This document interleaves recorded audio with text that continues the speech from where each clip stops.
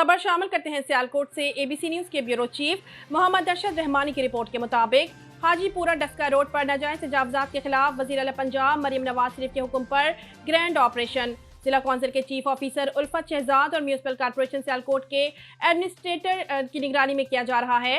Operation में भारी machinery, काफी तादाद में पुलिस और मुलाजमीन शामिल हैं। माह रमजान में ऑपरेशन जारी था, जिसमें कमिश्नर रोड, सर्कुलर रोड, पिस रोड लहाई बाजार, रेलवे रोड, डिफेंस रोड पर कामयाब ऑपरेशन किया गया। ईद की छुट्टियों की वजह से ऑपरेशन मुअत्तल था, जो अब शुरू हो गया है। चीफ ऑफिसर उल्फत शहजाद ने बताया कि हमने ऑपरेशन करने से कबल अवाम की आगाही मुहिम चलाई कि नाजायज तजावजात को रजाकाराना तौर पर खत्म कर दिया जाए। जो लोग कानून की पासदारी नहीं करेंगे उनके साथ आहनी हाथों से निपटा जाएगा।